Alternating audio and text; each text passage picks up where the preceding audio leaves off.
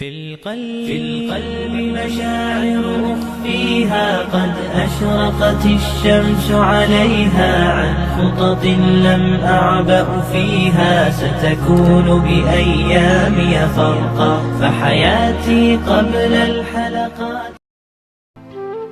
Kenapa kita masih hidup hari ini? Kenapa Allah masih semaikan nyawa dalam badan kita? Mengapa kita masih diizinkan melangkahkan kaki, mengayunkan tangan? Kenapa orang yang lebih sehat dari kita lebih dulu mati daripada kita?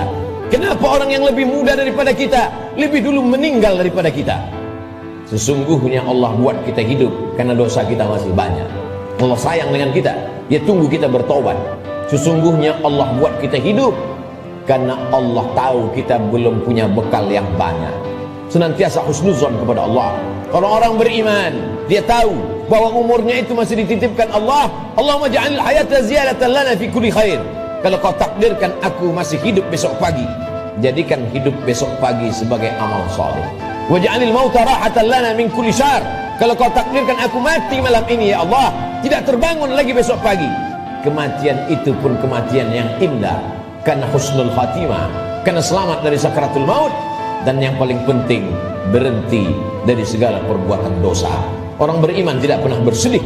Umurnya panjang, amalnya bertambah. Umurnya pendek, dosanya berkurang. Orang beriman tidak pernah berduka cita. Kenapa? Karena dia ridha menerima ketetapan Allah subhanahu wa ta'ala.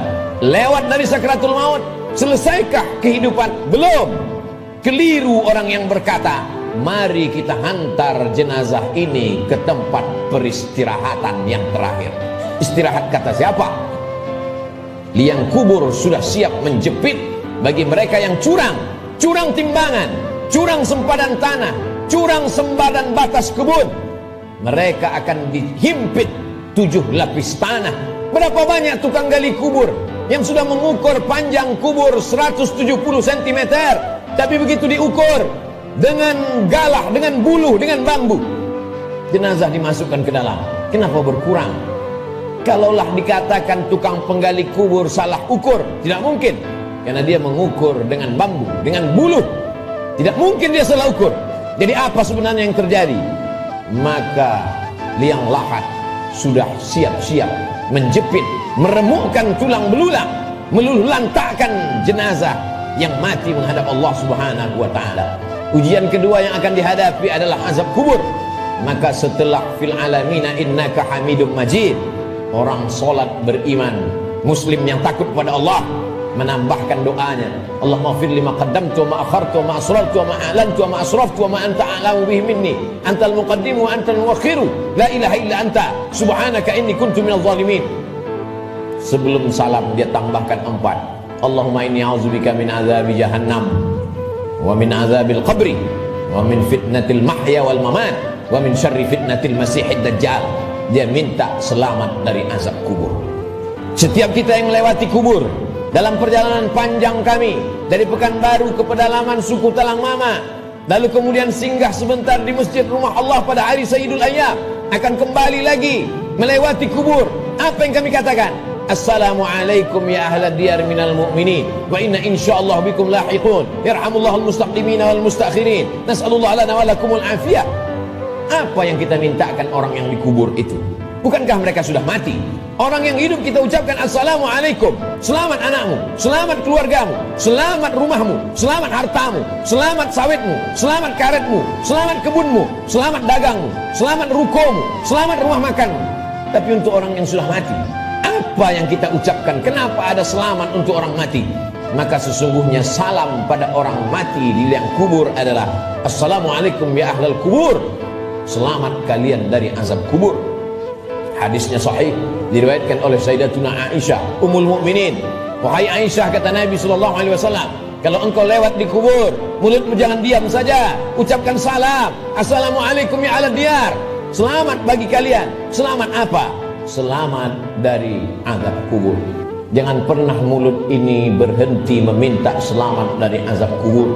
Orang-orang yang dikubur itu kalau dia dihidupkan Allah Ta'ala kembali, apakah mereka mengatakan cukuplah mati ini, kami sudah capek hidup, kami sudah lelah dengan ujian hidup, menghadapi anak pecandu narkoba, menghadapi istri yang berselingkuh, menghadapi orang yang berbuat dosa?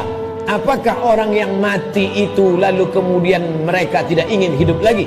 Orang mati itu ketika ditanya, hai orang mati, maukah kalian hidup lagi? Mereka akan menjawab, laula akhartani ila ajalin qarib, seandainya kau tambah umur kami ya Allah, kami ingin hidup, fa as-saddaqa. Kalau kau tambah umur kami ingin hidup walaupun sekejap sejenak saja, fa as-saddaqa, kami ingin bersedekah, wa akum minas salihin, dan kami ingin menjadi orang-orang yang soleh. Di antara yang menyelamatkan kita dari azab kubur adalah sedekah. Mengapa orang yang dikubur itu tidak minta haji mabrur? Karena pahala haji mabrur dia lihat nanti di surga. Wal hajjul mabrur laisa lahu jazaa' illal jannah. Haji mabrur balasannya surga. Kenapa orang yang dikubur itu tidak minta jihad fisabilillah? Karena memang tak semua orang punya kesempatan, tapi ada orang-orang yang bersedekah, orang-orang yang mampu mewakafkan tanahnya, berikan tanah. Masjid sudah berdiri, buatkan kelas untuk sekolah tahfiz Quran. Bagi yang tidak sanggup berwakaf tanah, berikan sedekah. 2-3 sak semen, batu kerikil, pasir, batu bata, besi, itu semua akan menolong. Sampai hari kiamat, selama masjid ini masih ada orang sholat berjamaah, masih ada orang lagi membaca zikir, tasbih, tahmid, takbir, tahlil, mengalir lapang alam kubur, terang benderang alam barzah. Orang yang meninggal itu hidungnya ditempelkan ke dinding liang lahat. Bagi orang yang meninggal dunia tidak dimasukkan ke dalam keranda, maka jenazahnya ditempelkan, hidungnya menempel ke liang lahat. Cobalah kita berbaring, tempelkan hidung ke dinding. Berapakah jarak antara mata kita ke dinding? Begitulah jarak kita dekatnya dengan dinding. Pandang ke depan, pandang ke belakang, pandang ke atas, pandang ke bawah, tak ada yang bisa dipandang. Gelap gulita, tempat yang paling gelap, tempat yang paling sepi, tempat yang paling sunyi. Apa yang sudah kita persiapkan? Berapa banyak orang mempersiapkan hidup untuk kehidupan setelah pensiun? Berapa banyak orang mempersiapkan hidup setelah hidupnya tenang, dia akan siapkan untuk anaknya. Setelah anaknya tenang, dia siapkan untuk cucunya. Setelah cucunya tenang, dia siapkan lagi untuk generasi sampai hari kiamat. Tapi dia tak pernah berpikir berapa lama dia akan berada di alam barzah, berapa lama dia akan berada di alam kubur. Orang yang meninggal tahun 1000, hari ini sudah 2021, berarti 1021 tahun dia sudah berada di alam kubur. Orang pensiun umur 58, 56, maka dia hanya mempersiapkan 63 tahun, 5 tahun, 4 tahun, 7 tahun. Kalaupun berlebih 10 tahun, apa yang sudah dia persiapkan untuk berada di alam kubur? Rumah yang besar akan tinggal, kebun yang luas akan tinggal, kendaraan yang mahal akan tinggal, diambil oleh ahli waris, mereka bagi-bagikan. Kalau mereka soleh, mereka akan mengundang anak yatim, fakir miskin, bersedekah. Mereka bayarkan sekolah anak yatim, anak duafa tidak mampu. Tapi kalau tidak, maka apa yang sudah kita sedekahkan, itu saja yang akan kita bawa menghadap Allah Subhanahu wa ta'ala. Sampai akhirnya datanglah hari kiamat, diledakkan lautan naik ke darat. Idza sama'un fatarat, langit terbelah. Wa idzal kawakibun tasarat, planet-planet bertabrakan. Wa idzal biharu fujirat, lautan meledak naik ke darat. Wa idzal quburu bu'sirat, semua yang dikubur dibangkitkan. Alimat nafsum ma qaddamat wa akhar. Ketika itulah baru orang semua sadar bahwa hidup hanya mimpi. Mimpi jadi orang kaya, mimpi jadi penguasa, mimpi jadi orang yang dihormati dan dimuliakan, mimpi menjadi ustadz dan ulama. Yang kekal abadi hanyalah amal-amal soleh semata. Saat itulah dia akan menghadap Allah Subhanahu wa ta'ala. Isma syi'ta, hidup sesuka hatimu, fa innaka mayyit, karena sesungguhnya kau akan menjadi mayat.